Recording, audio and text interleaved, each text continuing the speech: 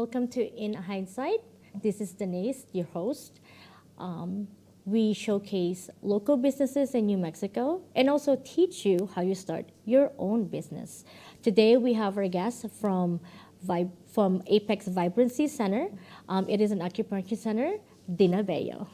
Well, hi, nice to meet you. Hi. It's really great to learn some stuff about acupuncture. I think there's a lot of misconceptions about it.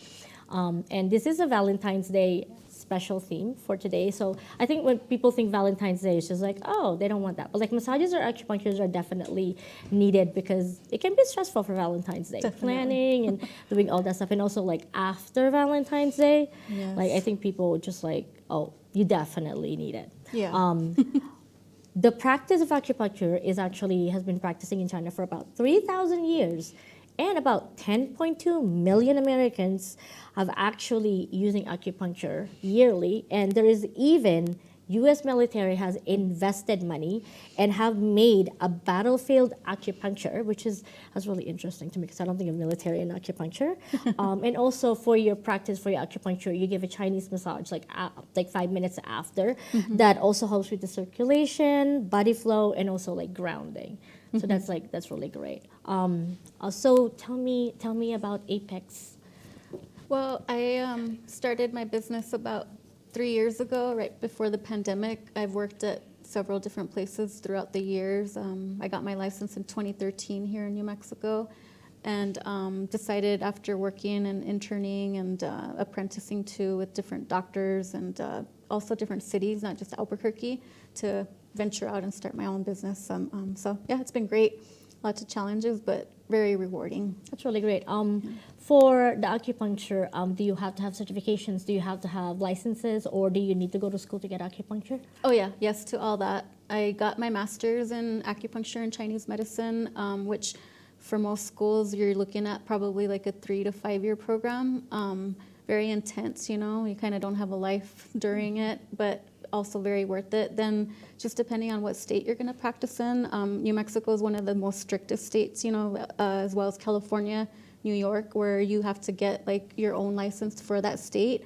But there's also national licenses that you can get or that you have to get if you're going to pretty much practice anywhere in the state. But you just have to kind of look and research into what state you're going to be in and go accordingly. For in New Mexico, like people that are like just graduated acupuncture or want to, be licensed in New Mexico, mm-hmm. How do they get their licenses for state? For the state, well, you have to, register and pay, study a lot. We all have the knowledge once you've gone to school, of course, but you kind of have to learn how the tests. A lot of them are computerized, so you kind of have to calm your nerves and become a good test taker.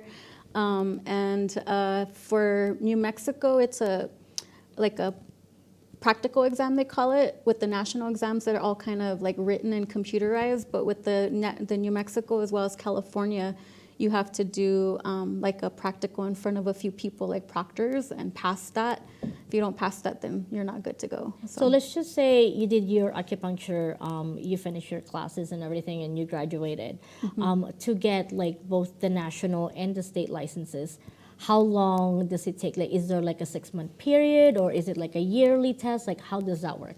It's really nice now that they do offer them pretty regularly, like I think a few times a month now for the national ones at least. But when I was doing it, it might be different now, but the state one wasn't very regular. I think they did it every 6 months, like you're saying. Oh, okay. So you have to kind of prepare, and you time management and everything, and make sure that you get it on time and also paying for it too. So if you are studying for the test, are there any resources that can help you like kind of study, like kind of like, I know like I'm a chef, so like there's like a Quizlet kind of app where like they give you like the serve safe questions because we have to know to make sure like, the chef that you're serving know how to handle food and everything, that you don't die. Yeah. So like for those things, like are there like resources where it can help you kind of like what are the tests going to be, but like more like narrowed down kind of thing? Totally, yeah. The acupuncture field is full of really great resources like that. When I was in school and graduating, there was like someone here locally that taught like a class, which I highly recommend doing something preparation like that. I mean, I don't know what the prices are nowadays, but I always think things like that are worth it because you're investing in yourself and you're investing in your future.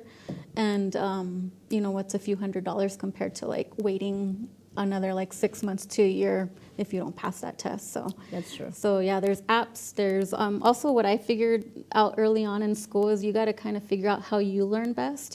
So some people are more visual learners. Some people do really well with flashcards. Some people do really well with technology and apps. So you kind of have to figure out. Hopefully in school you figure out before you take all your tests what kind of learner you are and how you study the best and what helps you like retain the knowledge. So there's a lot of resources out there. You kind of just got to figure out and navigate what's going to work best for your learning style and how you are going to take the test. Okay. And then for the test, I mean, it is unfortunate, but like sometimes we fail.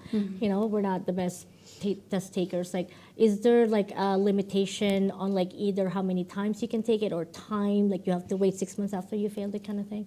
I think there definitely is, and that might have changed too from when I graduated. I think when I was there or when I was taking my tests, you could take one immediately after, like if you fail one time, but I think it capped it after like maybe 3 times. Oh, okay. That you had to wait like something like that, like 6 months or a year or something.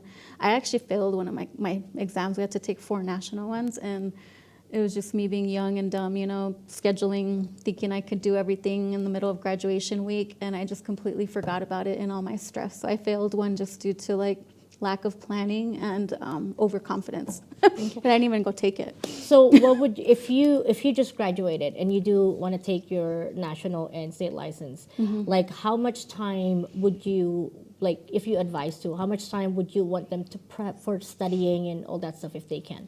That's a good question.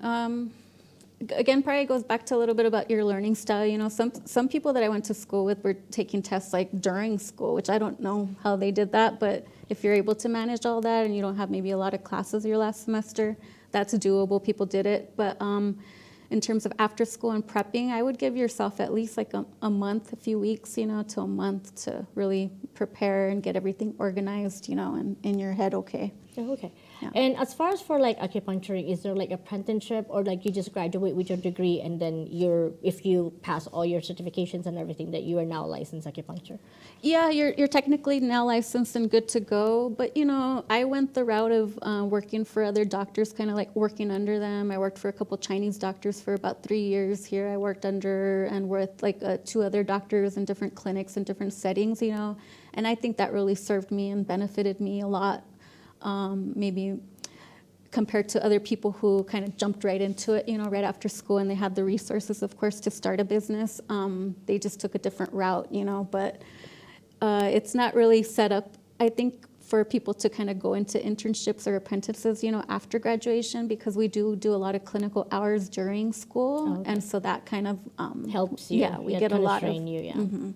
And so like I do have an icebreaker where I ask you 5 jobs that you've had in your lifetime, but one of them is a lie. So my job is to figure out which one. I'm 50-50. Sometimes I get it, but then sometimes I don't. Okay. So what will be the 5 jobs that you've had in your life? Okay. I've done restaurant cleaning. I've also been a chef, or like prep cook more, I guess I should say. Delivery person.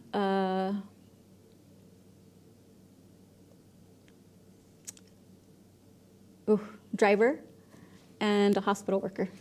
Oh, those things are like so possible now because so many people have side hustles now. Like you could be an Uber driver and an Uber Eats. So it's like it kind of goes together. But I shouldn't, but like not a prep for restaurant. That's what I'm thinking.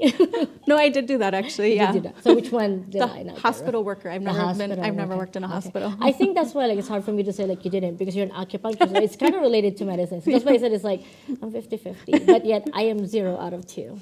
So I think it's just like one of those things. I was trying to throw you off with it. So, yeah. So it's just like I think my husband has told me once we visited like my hometown, he's just like, how have you worked in so many different places? And I'm like, well, I like things, and you have to have money to buy things, so I work. Yeah, you got to take what you get sometimes. Yeah, it's just one of those things. Yeah. So, how long have you had your acupuncture center? I opened it in February of 2018. Oh, okay. Mm-hmm. And how many employees do you have? Right now, I don't have any. It's just me, self-employed. But where I'm at, I rent a couple rooms at a building where we share with a bunch of other mostly therapists and other doctors, MDs. And so we have it really nice where we have it there with like a receptionist and front desk person. So I'm hoping to get at the point where, and my business has been growing, which is great. To hire some people or maybe even grow to move to another place this year, the following year. Okay. So like I'm a chef, so like there's always like an expectation and reality of like anybody who's fantasizing an industry. Totally. For you, what do you feel like is like an expectation kind of versus reality kind of thing for acupuncturists? Well, I mean, I think what I get from a lot of patients is like that they want like a miracle to work for something that they've had for a long time or chronic issues. So managing patient expectations is a big job, But in terms of like someone coming into the career and kind of having misconception is kind of like what you said, thinking that it's going to just be easy. You start a business right after school and that you're going to have clients and patients rolling in, and that's not usually how it works. So you got to work hard. And, I mentioned I worked for different people and different acupuncturists over the years. So I've been very fortunate where I've had people come from, different places like that and follow me when I started my business. So I already had like a clientele to work with. That's great. Yeah. Also, what are like the common misconceptions that you always get for like either new customers or people that like never know about acupuncture? I mean, because like I'm Asian, so like I known acupuncture for a long time now, but like people are always just like, I don't even know if I can like stick all that needles in my body, it's gonna hurt, like that kind of thing. So, yes, exactly. That's the biggest thing is people being nervous or thinking that the needles are gonna feel like how injection needles, those kind of hypodermic needles are gonna feel, which they're way bigger, and of course you have to have them where they can inject something. The needles that we use are very thin, very like almost like a hair strand. So really people are kind of more surprised at how like little that they feel, or very like if anything, and they're kind of surprised that they have a bunch of needles and they haven't felt much. So that's the biggest thing, I think. And also maybe like thinking maybe I'm like kind of like I do a lot of things as like massage therapist, or confusing me with other kind of therapies. Yeah. And like what are the things that are like people are surprised about once they get acupuncture? How relaxed they get, I think that's the biggest like surprise people kind of feel or feeling different things in your body when the needles are in. I think people are kind of surprised, that they are like feeling so many sensations, And then the biggest comment I get, I think too, is like, yeah, I'm really relaxed, or like they slept like a baby that night. So it's one of the like greatest rewards from, being in this field here. Yeah, there is definitely like may like be trivial to other people, but like I said, it's just like when I cook the perfect egg like 5 days in a row, I feel like I'm like a champion. And it's just like it's an egg, but it's like I cooked the perfect egg. But like it's just those things that are like meaningful to us because it's our industry kind of thing. Totally. And like I mean I don't doubt there's like the misconceptions and all the things about acupuncture and stuff. So if I'm if I a person that's like never done acupuncture before would like to try acupuncture, like how many sessions would you recommend for? Because like you said, it's just like some people think it's like it's a miracle thing, like it's like Chinese magic, and it's like I go there for one time and I'm healthy as a bee because movies, fix so everything. Yeah. so like if they would like maybe like a not require but like more like a advice sessions that you would advise them to like so they actually know the benefits, see like what when they actually start like trying to not help you, but like actually it'll be effective. Totally. Because I think it's the same people when you take the medicine, even antibiotics, people take it and it's just like they think like, oh, I take it 30 minutes ago, like I should be like healthy, and it's like no, it takes days. Yeah, it takes weeks sometimes. Totally. So. Yeah, and that's part of like the intake process too of what like that managing patient expectations is. But usually I'll tell people because I don't want to also keep going with somebody if we're both feeling like they're not getting any benefits from it, Usually by the third or fourth treatment, we'll know if it's a good match for them and for what they're going through and their condition. But I usually tell people, give it like at least 3 to 4 sessions to see if you're really going to feel some progress. Because I do feel too that acupuncture, most acupuncturists will ask a new patient to come more frequently.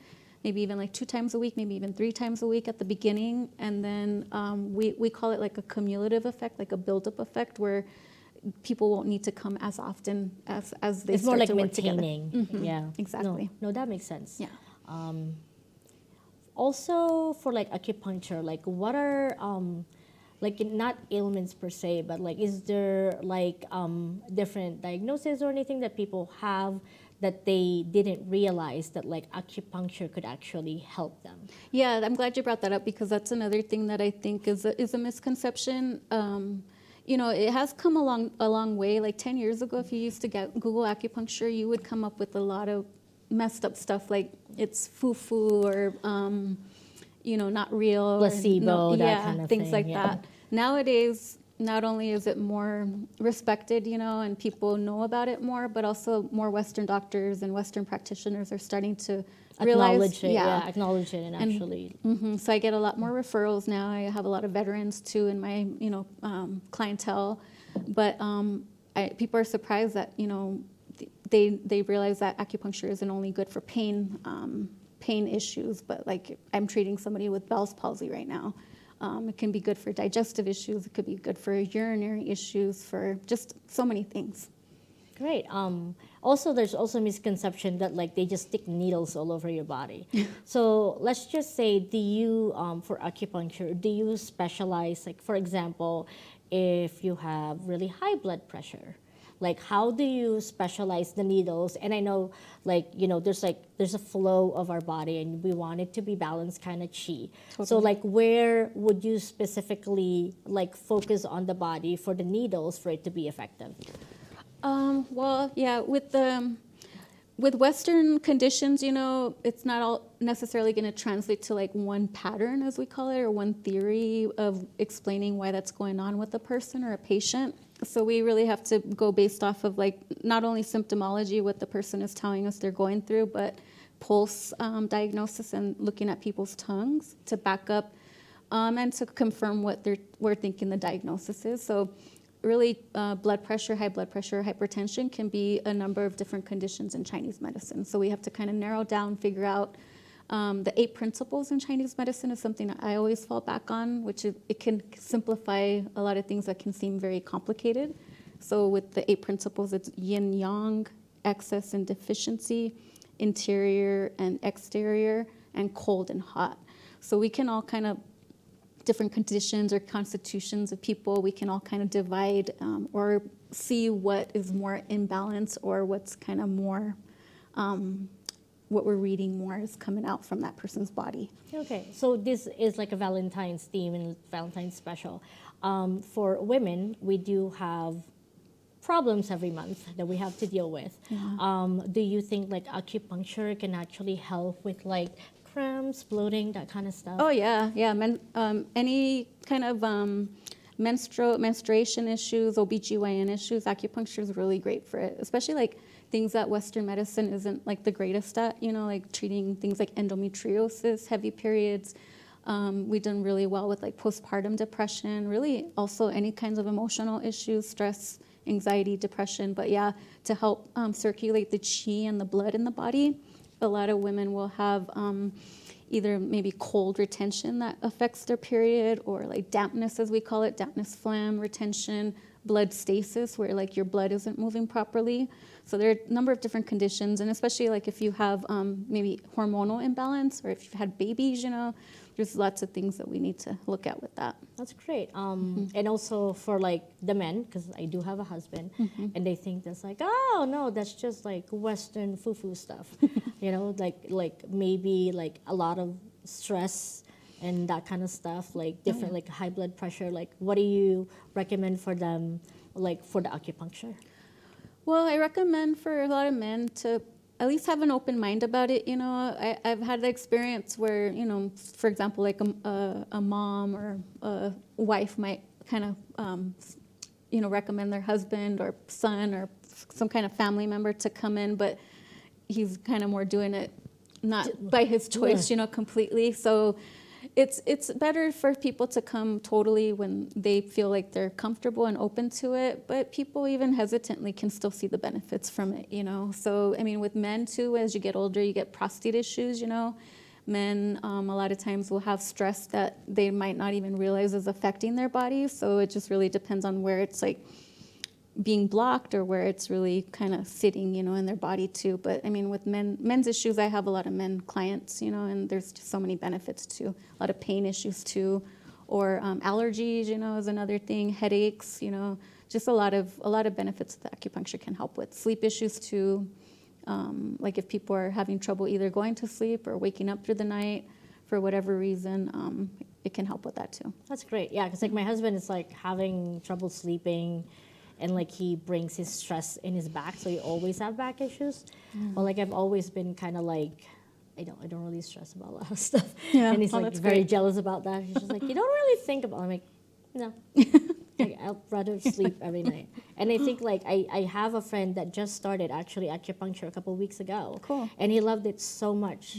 He went like 4 times that week. Oh, awesome. Yeah. Yeah, because he was just like, oh my God, it was amazing. And I think that's what it is too. It's just like, I do understand that like some things that like we don't know, we're kind of hesitant about it, and it is a little bit scary because it's not it's not a common thing. It's different when you go to the doctor and they tell you, that's just like, here, take this, right? Go to your pharmacy and like take this, and then you'll go to sleep, kind of thing. Yeah. But I think one of the misconceptions also is like people don't think of it as like acupuncture as the same thing as massages, and people love massages. Yeah, it's you true. know, it's just like you never just be like, here's a massage coupon. They're gonna be like, no, thank you. Yeah. It's more like, thanks, it's expensive, I would like to go. And I think like they don't really put that in the same almost area that's like acupuncture is actually really good for you. It's kind of like a massage. Totally. You just I think people fear the needles first, so they think like needle, not good. Yeah, exactly. It will like hurt me, kind of thing. So it's just like, give it a chance, And if it doesn't work for you, It's okay. it doesn't work. But what if it does? I think that's one of the things that annoys my husband. He's just like, I'm very open to things, because I tell him, he's like, if something doesn't work out, what do I have to lose? Yeah. Nothing, because it wasn't working in the first place. But what if this one thing actually worked? Yeah, Because like there are a lot of things that like eventually, even with medicine, your body gets used to it. You actually like starting to like your body has like had a build up that like sometimes even medicine can't. So like why not try a different area that like might help you? And another question is that is acupuncture are they covered by people's insurance, or have you seen anybody that's been covered by insurance? Oh, yeah. Yeah. Oh, okay. I'm fortunate in that I've been able to get contracted or networked with a few insurance companies here. TriWest is a big one, veteran. They cover for veterans. So, a lot of our predecessors in acupuncture have done a really good job with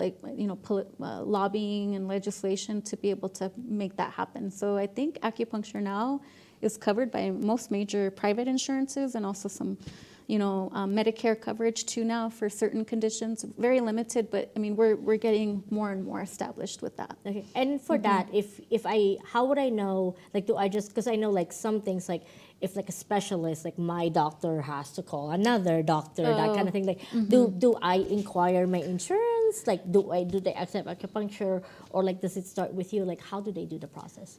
With me, you can do either way. If people are insurance can be very confusing for many people to navigate, so I understand that. But if someone's not clear, they can always call or visit my website, or send me an email, and I can either check on my end too, or I can give people some suggestions or recommendations on how to navigate their own insurance, portal, and who to call and who to check that with.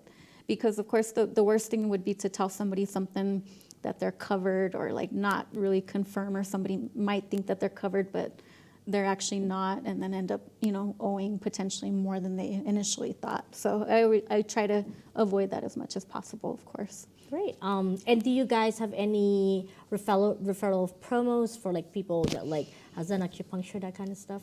Not at the moment, but I have thought about doing stuff like that. I'm still doing some brainstorming about how to incorporate more stuff like that there. I mean, I've been very fortunate that people have, I think, the best kind of advertisement, or what's helped my business grow is word of mouth, and that not only helps like my business, of course, but people and their health, but also like when people hear from someone that they trust and know, it's a little bit easier for them coming in and kind of hearing from a stranger what they're going to expect versus someone that they know telling them, yeah, you're going to feel this, or you're going to, this is what's going to happen here. great. Yeah. And since you have your own business, and like I don't doubt there's like some acupuncturist, out there that's like wondering, it's like, how do I start? Where do I start? Like for your journey, like how do you actually started your business? Well, I think, yeah, that's a good question. I probably didn't know I was going to start my business at the time. I had to kind of be pushed into it, just feeling dissatisfied, I guess, with my current, at the time, my current, position and where I felt like I was going to go with that. So, I just really started small once I thought, okay, I think I want to do my own thing now. I was still working for other people for, a good while I was still building my own business up. But there's, some basic stuff that you can kind of start to do is just like, registering your business name, figuring out what taxes, you have to pay, if you want to register as an LLC or a corporation or, limited or S Corp, kind of figuring out how you want to start and also where you want to go maybe in 5 years, just kind of brainstorming, talking to other people too in our field is really important too. So I recommend people start small and then kind of grow from there. Okay. So for your the beginnings of your LLC, did you acquire like services or did you actually apply for it yourself for the state? I applied for it myself. You applied for it yourself, and was it complicated? Like, what website or what are the keywords that they should search if they're trying to like get this license in New Mexico?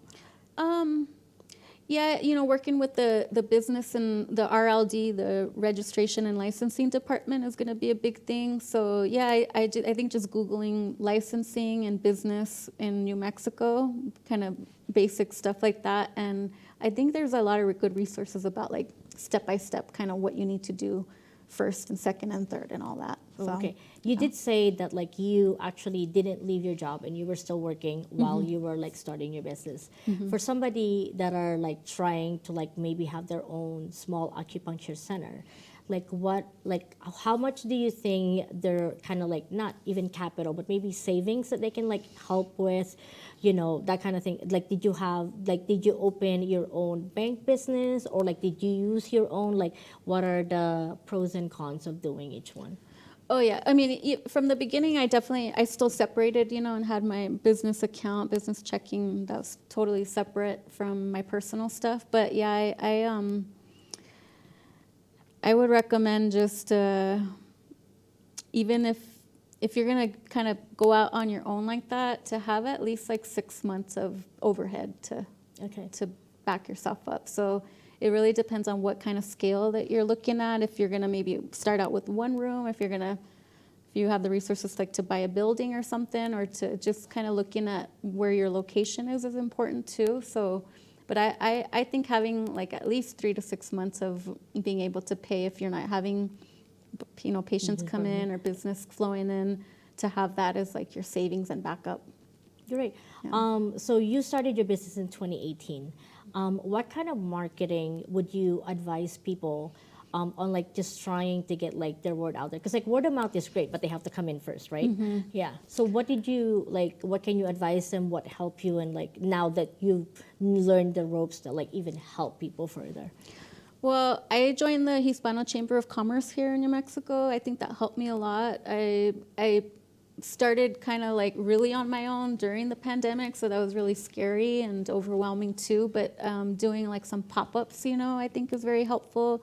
Networking with as many people as you can, and trying to just like get yourself out there and communicate with as many people that you think maybe it's going to be good in your network, or just people that you can either refer other people to, like other types of practitioners or specialists. So I know a lot of physical therapists, for example, or people that do massage too, or rolfing, just different things that I can also refer out to people if I feel like acupuncture maybe isn't enough or the best, treatment for them. So yeah, I think doing as many events like that is great to do when you're first starting. And where would they find, or where would they market for these kind of events?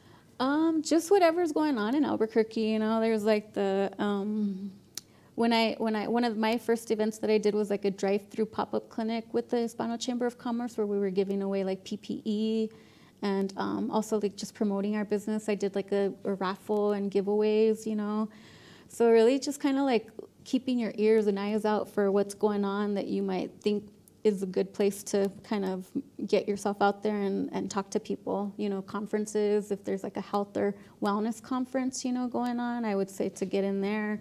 There's the Boo at the zoo, just different community events is also good. That's really great. Yeah.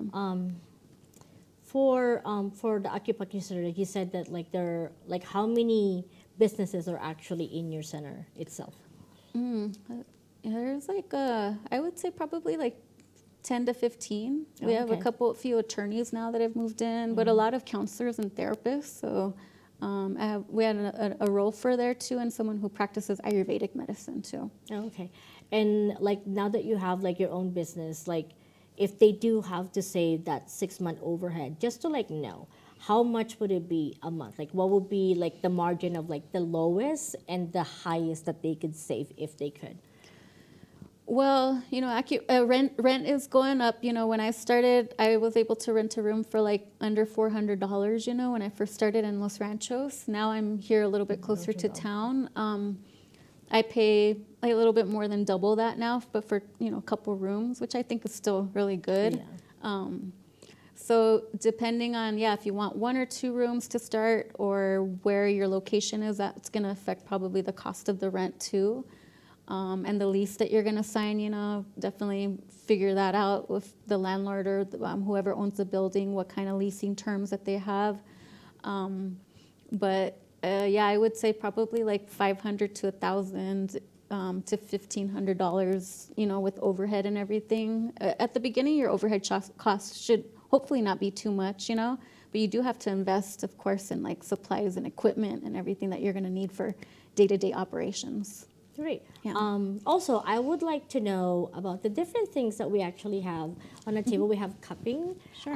Which is like, I think a lot of people know about cupping because it's kind of getting big a little bit more now. Totally. We have some oils and stuff, and I would actually, I probably know some stuff, but I think I would definitely want more information, like what are the benefits of cupping, that kind of stuff, Totally. So our viewers would know. Okay, of course. So I'll start with the cupping over here. I brought a couple different cups here. I mean, you can see the glass cups here. They're more like what we call the traditional fire cupping. With that, you're gonna use the flame, usually cotton with the forceps. You put the flame in there and you put it really close to a person. And the faster you do it, the bigger the flame, the stronger the suction. I also use this other material cup called silicone or plastic material, which is really nice with planes that aren't like the surface planes that aren't flat, which the glass likes more flat, to be able to stick onto. But the silicone material is really nice to do on round areas or joints, that the glass isn't as easy to catch hold of. The benefits with cupping, there are many, many benefits. I love cupping. I've done also like extensive classes to like learn a little bit more about it outside of school too. So, one of the biggest benefits is increasing circulation and collagen, moving chi and blood. In the wintertime, I do more of the fire cupping or traditional cupping, which also brings warmth to the body. So because, we're outside in the cold, so the warmth helps us. And then I do a lot too on the back. Most people, even if you don't have a lot of back pain, feels really good to have some cupping on the back, so it opens up the channel, the spinal area. I do a lot of like moving and gliding cupping, and that brings just a lot of relaxation too. Oh, great. So, like, I see that they have, like, different sizes. What are the sizes? What do they actually do? What are the benefits? Or you just get both sizes in your body when you do cupping? It just really depends on anatomy, too, where you're putting the cups. If I'm doing it, like, on, like, my arm, for example, I'll probably, or someone's arm, I'll probably use smaller cups, Also, the person's size, can depend on the size of the cup, too. So more petite people, smaller people, I might not need to use the bigger cups. So just practical things like that. And there's not really like set benefits with each size or anything. It's just more about like the person that I'm going to use them on. Oh, okay, great. Yeah. Also, for acupuncture and cupping, do you actually do it with children also, or is there like a minimum age for them? Because I think that's something like people don't know also. Yeah, no, that's a great question. children are considered to be like very young in Chinese medicine. So really, you could do needles, but you really don't need to do too many at all. Like maybe one or a very few, because they're very reactive and they could benefit from even just doing acupressure or doing like Tuina techniques on them. But yeah, I don't believe that there's any age minimum, because especially in China too, I mean, babies even like as small as newborns will get acupuncture. Yeah, so great. So I also saw like a little bit of lotions and some herb supplements. I'm like, well, like, could you just tell me more about it? Because like it's a little bit new for me. of course, yeah. So that the front bottle there with the red, the one in front of that one, yeah, that's a liniment that I use, especially in the winter time. It's called Posaman. It's one of my favorites to use, and most people love it too. It almost has like a kind of tiger balm, icy hot sensation. Yeah, I love those. I think like the stuff like growing up, it like reminds me of like our Lola and Lolos and Titas and Titos, which is like Titos and Titos are like aunts and uncles, and like Lola and Lolos are like grandparents, especially like when it's getting colder or when it rains, because their like joints are hurting, that kind of thing. So yeah, exactly. So more, and especially if you get that smell can bring up a lot of, memories, nostalgia, and muscle memory. So I like to use that one in the winter time, especially because it has that warming function too. It's not only like an analgesic or a pain reliever, but it has that a lot of Chinese herbs in it to help warm the body. Ooh. Yeah. So, and what about the 2 bottles that we have right here? So I brought 2 bottles of different herbs. It's just an example of a couple formulas that I have. There's really hundreds of different formulas in Chinese medicine, and also different forms that you can take it. So that purple bottle is, actually I think they're both in capsule or pill format, but I also have what's called like granule or powder, where you mix it with water. Okay. People like, in general, because we're in America, people like to take pills. Yeah, so it's the more convenient, and also usually the more affordable option. But it can take more to feel the effects compared to like what we call loose or raw herbs, where someone has to kind of prepare it more, but then you taste it more, and then a lot of people like the convenience of not having to do all that. So for people that are like into teas and stuff, you would recommend the powder more, because can they like mix it with tea, or is it tea itself? There's different forms that people can do, but the powder form that I usually have is like I give them a spoon to measure it out, and then they put it in hot water, and it is kind of like a tea, except it's not going to taste as good as a tea usually. So, and then the loose herbs kind of are more kind of reminiscent of a tea, because it's actually like you'll get like, leaves in there, or parts of a plant, maybe even some animal parts, shells, where people will have to prepare and kind of cook it, boil it, and do for a certain amount of time. Different herbs take different amounts of times too when you're preparing it that way. So if people are more of a tea person, I would either go with the powder or granule, or like the loose format like that. Okay. And what are usually the price points for like either the supplements or like the powder? It can run just depending, like some herbs and some formulas, if they're more rare or kind of more expensive, the ingredients in there can, go up there a little bit. But I would say most options are pretty affordable, in the, $20 to $30 range that will last you, a few weeks to like a month. Okay. So it's really reasonable, especially compared to like pharmaceutical prices. Yeah, definitely. Well, like I have like really like bad like sinus pressure sometimes, like either like allergies or like winter seasons. Okay. Do you have like any massages or any tips for like people that are like suffering with like sinus problems or like just headaches and stuff? Oh yeah. So there's, non-local points that you can do. Li4, a Hagu. Yeah, that's what, really that's good like one. my favorite one, because it's so easy. So I had a headache, I'm like press. And you can usually know that you're like getting to a good point for you, because it'll be really tender compared to other places. In terms of like local treatments, I would, really recommend doing like local circular massages. And also nowadays there's lots of really cool tools, like the gua sha scraping tools that you can use.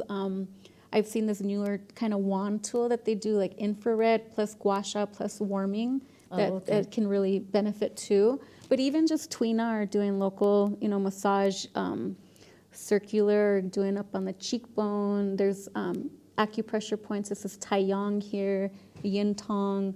So doing different points to open up the channels here around the nostrils too.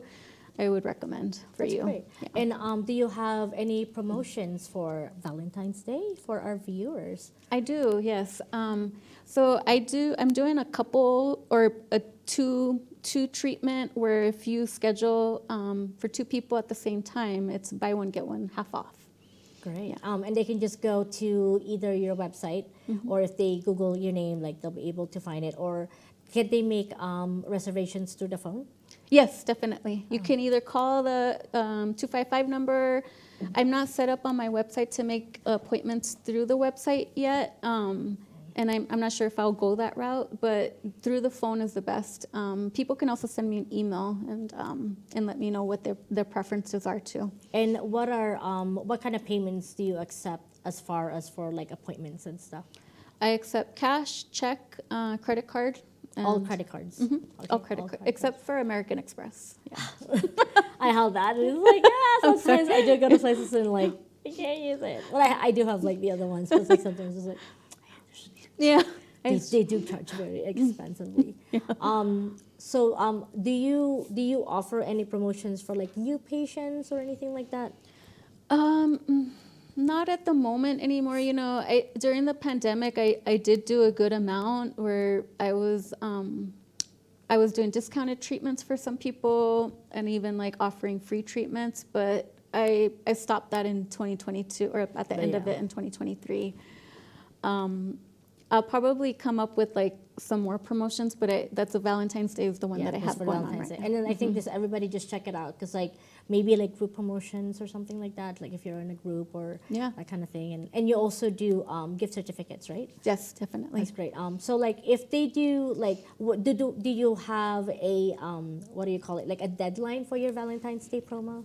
When should they buy it, like before?